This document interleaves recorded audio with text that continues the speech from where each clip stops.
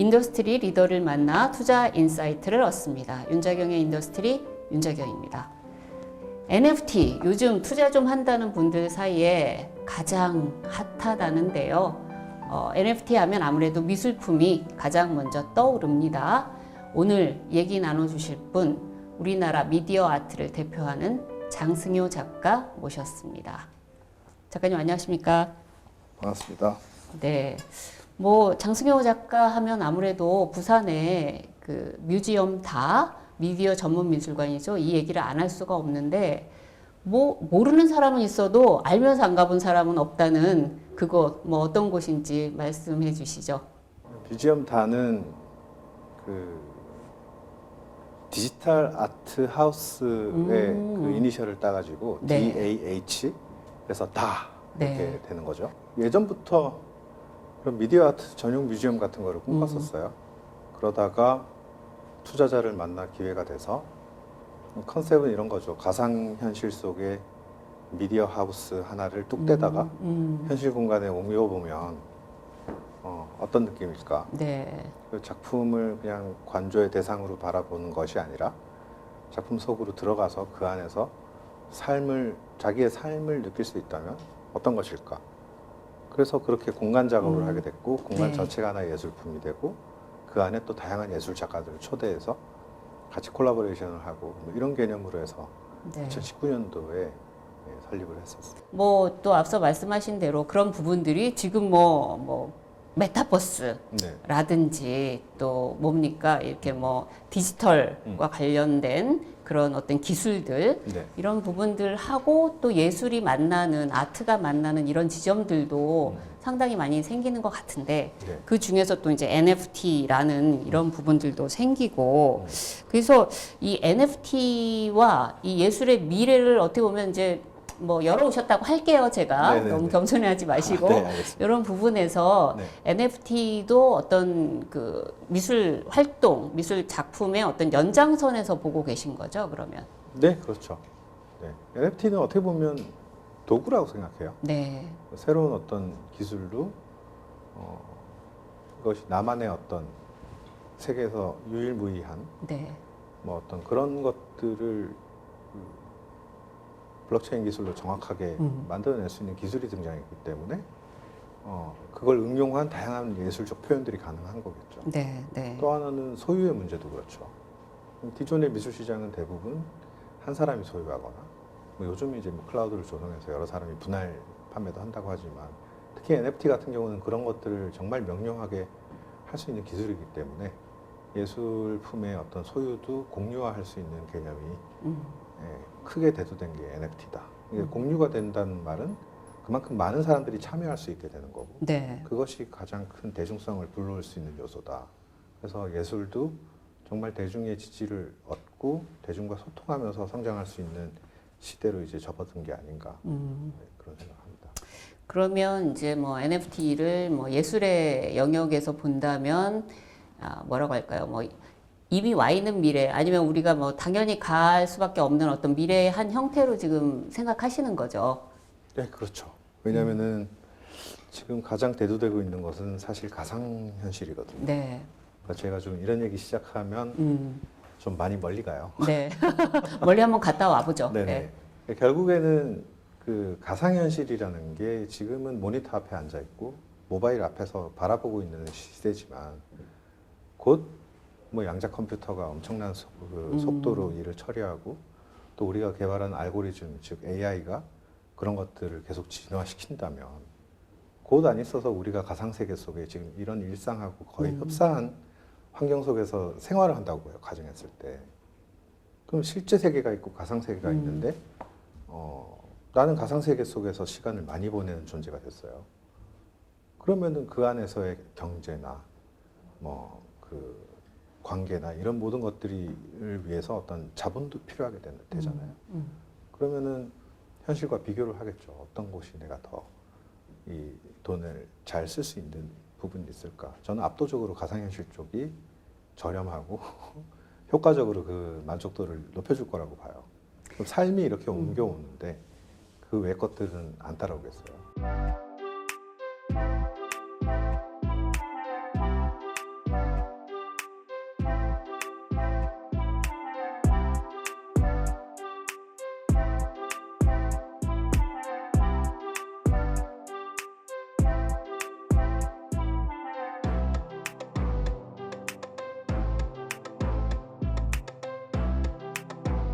그렇다 보니까 이제 뭐 NFT 얘기 이제 조금 더 여쭤보겠지만 이 단순히 뭐 미술품 쪽에서 NFT가 어떻게 보면 좀 선제적으로 시작을 했다면 요즘 뭐 유통, 뭐 제조업, 뭐 너나 할 것 없이 전부 다 NFT로 뭔가를 구현하겠다라고 안 하는 데가 없는 것 같아요. 네.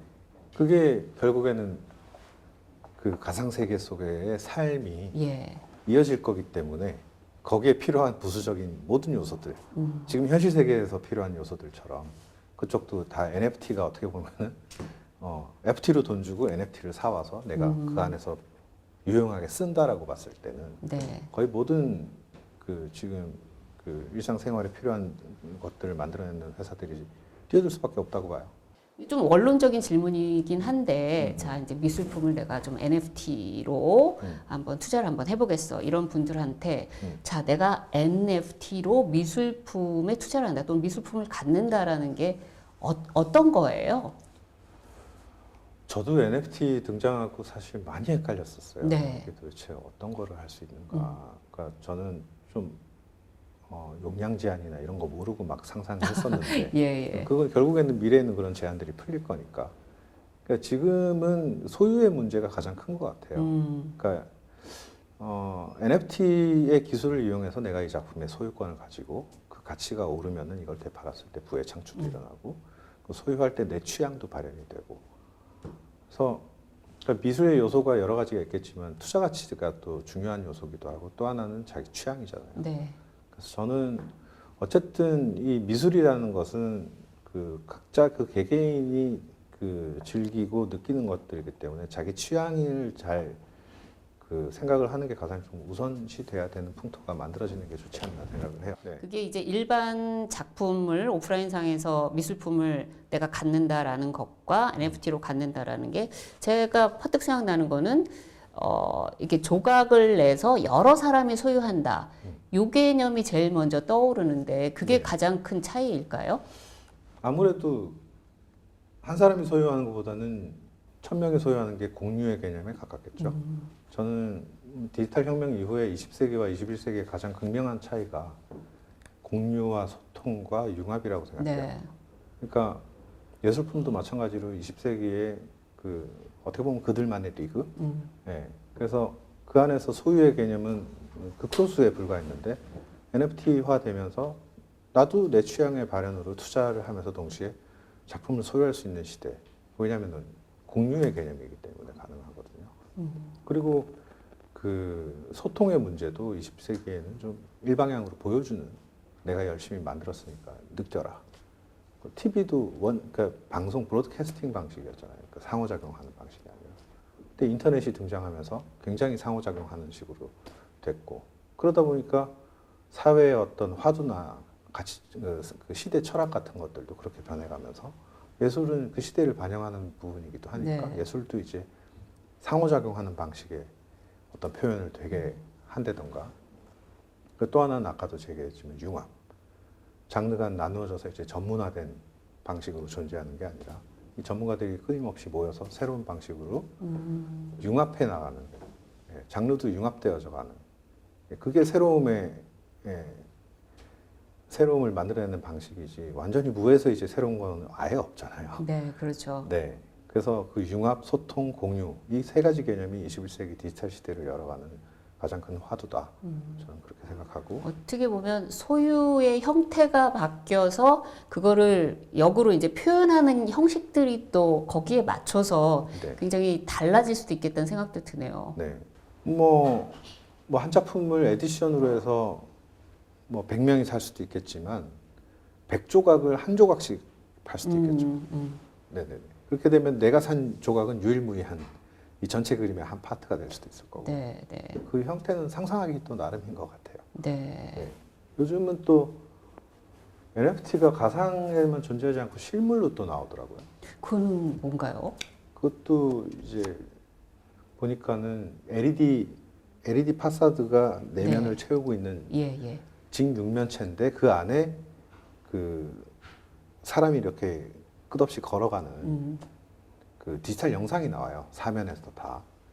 그럼 이 영상은 NFT로 이제 거래가 일어났고 그걸 표현하는 방식은 이 하드웨어가 있는 거죠. 아. 그래서 이 조각 작품까지 같이 판매가 되는. 어떻게 보면 네. 이건 일종의 디지털 트윈이 아닌가요? 네. 근데 이 작품들을 이렇게 뭐 NFT로 소유한다는 게 아까 이제 소유권의 소유라는 개념도 있지만 내가 뭐 그냥 일반 그림은 집에 걸어놓고 예를 들면 네. 내가 드나들 때마다 이걸 보는 어떤 그런 소유에 네. 그 즐긴다는 측면에서의 소유가 있는데 디지털로 갖고 있으면 내가 얘를 뭐 굳이 그때마다 막 들어가서 뭔가 모바일 상이 됐든 디지털 상에서 이걸 쳐다보지 않으면 이걸 과연 뭐 즐긴다고 할까? 저도 아날로그 세대라서 이런지 그런 생각도 들거든요. 근데 앞으로 미래에 만약에 메타버스 공간에 내 집이 있고 네.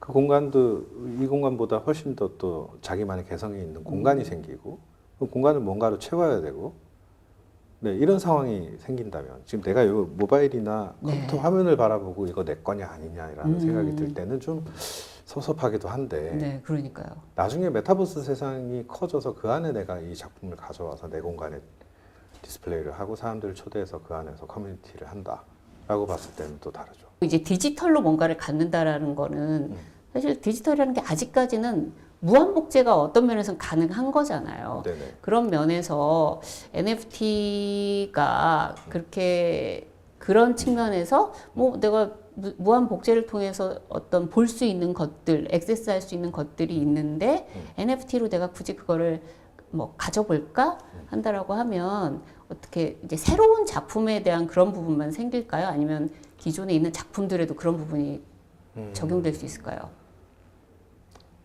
그러니까 무한복제 뭐 저도 이제 방송 같은 거는 많이 봐요. 네. 저도 공부를 해야 되니까. 근데 이 복제되면 복제될수록 또 그만큼 알려진다는 거니까. 그러니까 유명한 것이 곧 돈이 된다. 그렇죠. 유명한 게 가격이 대체로 이제 높고, 네네네. 뭐 모나리자가 아무래도 좀 네. 뭐 그런 케이스겠죠. 누구나 볼 수 있지만 이 유명한 게 내 거라는 것과 누구나 볼 수 있다라는 것은 또 다른 문제 같고 네, 네, 네. 누구나 볼 수 있는 것도 사실은 블록체인 기술로 통제할 수 있지 않을까요? 그 메타버스 세상에서 누군가가 카피를 했다 그러면 그건 바로 들통이 날 수 있는 기술 정도는 될 것 네, 같은데 네. 예, 그래서 그게 싫으면은 누구나 볼 수 없는 것으로 만들고 싶으면 자기만 볼 수 있는 걸로 할 수도 있을 거고 누구나 봄으로써 이 가치가 더 뛴다고 생각하면 오히려 더 많은 공개나 복제를 통해서 사람들에게 알리는 활동을 하겠죠. 소유자가 오히려.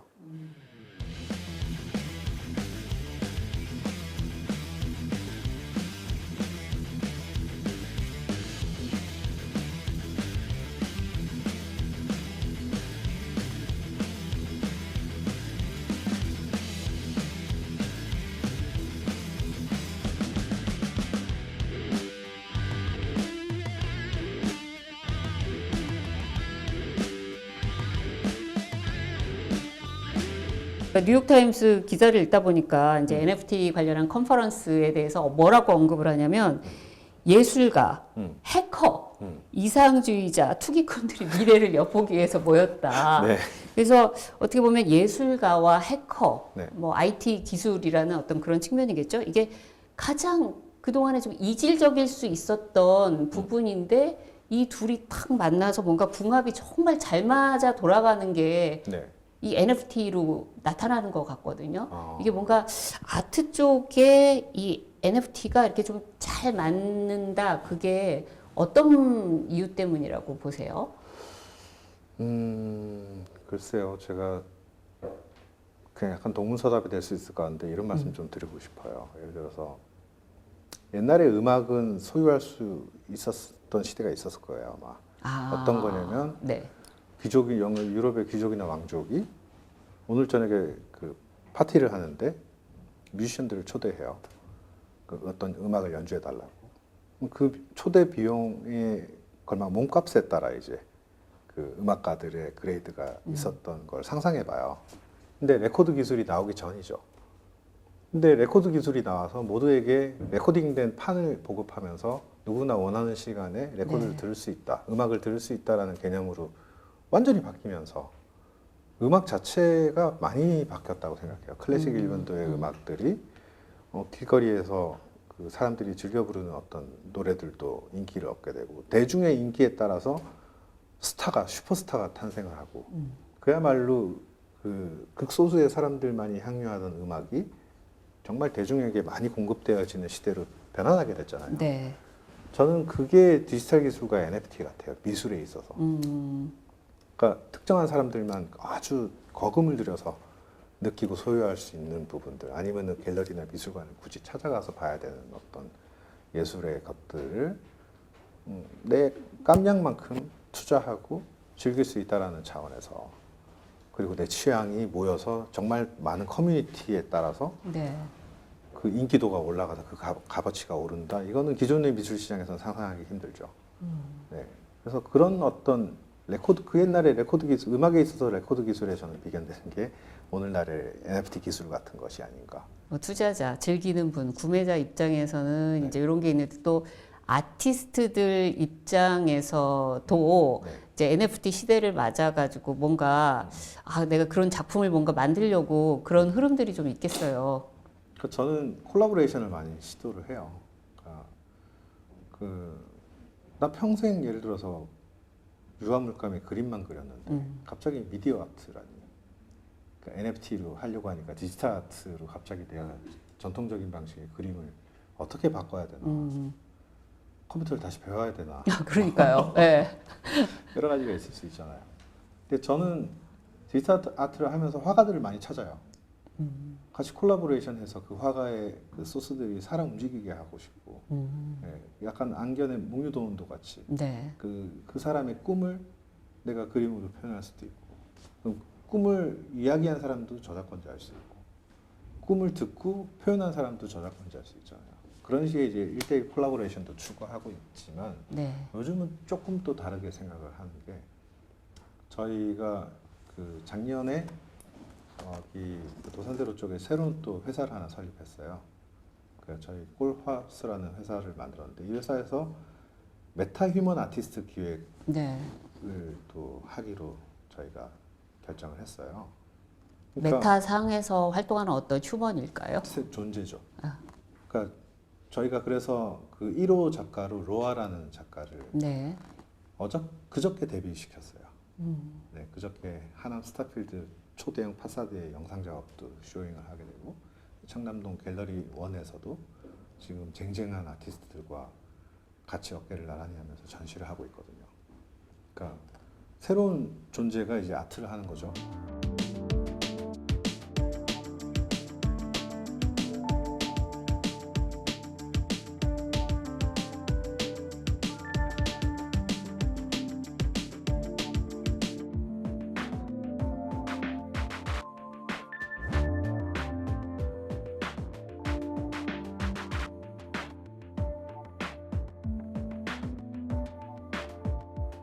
메타버스상의 청년 작가로 돌아갈 수가 있어요. 그 아이를 통해서. 네네. 그래서 그 청년 작가는 뭐 예를 들어서 효라고 칩시다. 네. 그 효라는 청년 작가는 제 DNA를 그대로 가지고 있는 거죠. 철학, 가치, 판단 기준, 사상, 그리고 가치관, 이런 것들을 그대로 DNA를 가지고 있고, 하지만 뭔가 좀 더 이 시대에 맞는 영한 작업을 펼칠 수 있다면, 예. 저는 일종의 부캐라고 해야 되나요? 아니면 아바타라고 해야 되나? 아니면 제 DNA를 물려받은 새로운 아티스트라고 해야 될까요? 네, 네. 그래서 이런 IP들을 가지고 디지털 아트를 다시 펼칠 수 있는 나이 드신 원로 작가님도 예를 들어서. 그럴 수 있겠네요. 네네. 그분들이 직접 컴퓨터 어시스턴트를 구해서 막 이렇게 펼치는 게 아니라 어떤 시스템을 통해서 자기 DNA를 물려받은 그 일종의 AI 시스템이겠죠. 나중에는 AI 기술까지 결합을 할 수밖에 없겠죠. 그렇게 해서 존재하게 될 때는 굉장히 재미있는 또 미학이 펼쳐질 거라는 생각을 해요. 와. 지금 세상에서 존재했던 미학이 지금 가상 세계에서 네. 새롭게 또 미학이 펼쳐지는 시대가 오는 거니까 예술도 그런 식으로 진화하지 않겠습니까? 자, 투자자분들 입장에서 보면 자, NFT의 확장성, 성장성이라는 측면에서 이런 거를 중요하게 봐야 된다라고 할 때 뭐 어떤 부분이 있을까요? 뭐 얼핏 들어서는 보안은 그냥 무조건 블록체인 기술로 되니까 다 되는 건가? 아니면 컨텐츠를 봐야 되나? 뭘 봐야 될까요? 자기가 투자하려는, 우리가 뭐 주식 투자를 하더라도 네. 그 투자하는 회사에 대해서 기본적으로 공부를 하잖아요. 그러니까 자기가 관심 가는 작가에 대해서 네. 스터디가 일단 먼저 필수겠죠. 그러니까 제가 뭐 투자를 논하거나 이럴 만한 전문가는 아니지만, 그러니까 아트를 하는 이쪽 입장에서 보면 네네. 이런 게 진짜 값어치가 있다라고 네네네. 그런 그러니까 관점에서 말씀 주시면 돼요. 자기가 관심 가는 작가가 어떤 사람이고 어떤 가치관과 철학을 가지고 작품 활동을 해왔고 여태까지 봤을 때 앞으로 탄력 있게 더 이렇게 뻗어나갈 거다라는 그런 확신을 가지는 단계가 일종의 스타디 단계일 거고 네. 그런 것들이 일단 좀 진지하게 먼저 선행되고 투자로 이어져야 되지 않나 생각해요. 처음부터 이제 그냥 된대더라 누구 말만 믿거나 어떤 그냥 간단한 정보만 가지고 이렇게 하는 것 자체는 어떻게 보면 투기일 수 있는 거잖아요. 이제 NFT 자체가 확장되면 거래소 이런 것도 좀 뭐 이렇게 네. 넓어져야 되잖아요. 지금 뭐 오픈시 뭐 네. 요 정도만 있는 건가요? 아니면 국내외로 그런 게 있나요? 거래소는 전 다양하게 있다고 봐요. 아, 네. 다양하게 있고 뭐 어떤 거래소는 또 좀 더 전문화된 예술가를 초청하는 방식 또는 초대하는 방식으로 또 네. 제한을 두는 경우도 있고 누구나 참여할 수 있는 거래소 아, 같은 경우도 그렇군요. 있고 여러 개가 있군요.